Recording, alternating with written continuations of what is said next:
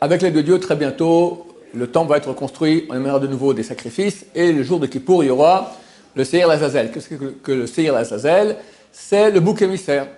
Le bouc émissaire, comme explique Maïmonide, il expiait tous les péchés d'Israël.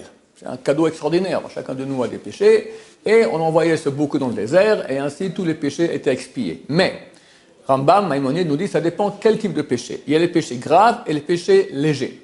Les péchés légers, ils sont expiés par le bouc émissaire sans aucun problème. Par contre, les péchés graves, il faut aussi qu'il y ait la tchouva.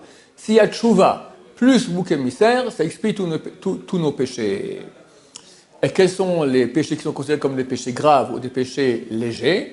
Maïmonide explique, tous les péchés qui ne sont pas sanctionnés par le karet, retranchement de l'âme, ou par la mort du Beddin, sont considérés comme des péchés légers.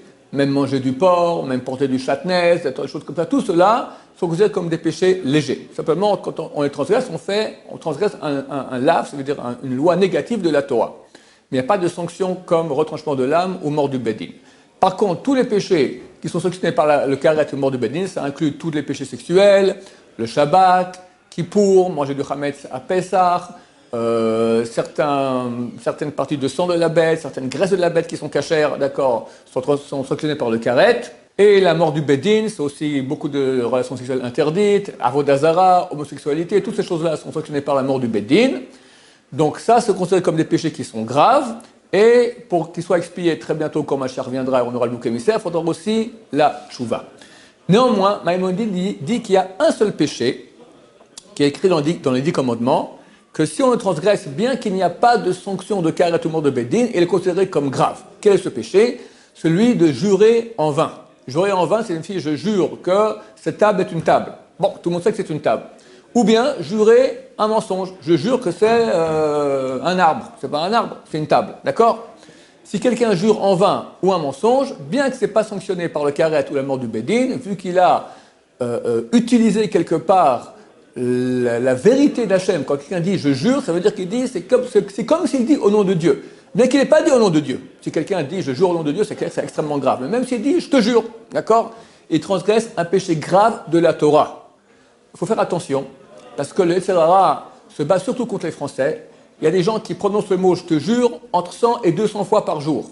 Je te jure, je vous jure, je te jure, sur la tête de ma fille, sur la tête de mon fils, sur la Torah, sur tout ce que tu veux.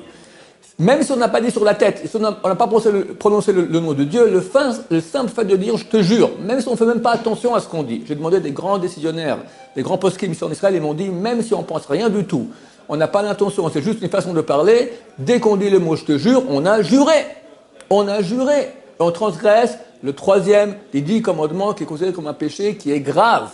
Donc il faut absolument enlever ce mot de notre lexique. Plus terminé, on ne dit pas je jure. Dans le Talmud, il y a j'hésite entre des centaines ou des milliers de cas où, d'après la loi, on doit jurer. Dans tous les cas différents avec une personne, on va au tribunal rabbinique, jure que tu ne dois pas l'argent, jure que ce n'est pas toi qui as fait cela, etc. Ça fait 1500 ans qu'on ne jure plus jamais au tribunal rabbinique. Pourquoi? Les sages Israël ont dit que c'est beaucoup trop grave de jurer. On a peur qu'une fois sur 10 000, quelqu'un va mentir, alors on abolit tout cela. Et une grande partie des lois du Talmud ne sont pas actuelles aujourd'hui en ce qui concerne les tribunaux rabbiniques parce qu'on ne peut pas jurer. Les sages Israël ont vu que c'était tellement grave de jurer qu'ils ont aboli cela. Donc nous, comment est-ce qu'on peut aller 100 fois par jour, on dit je te jure, pour des bêtises, pour des mensonges, même pour des choses qui sont vraies, on ne jure jamais. Le mot jurer doit être complètement rayé de notre lexique, ça n'existe plus ce mot-là. Promettre, ça va. Il faut dire la vérité, mais c'est pas aussi grave, d'accord? Jurer, c'est comme si tu dis je jure au nom de Dieu.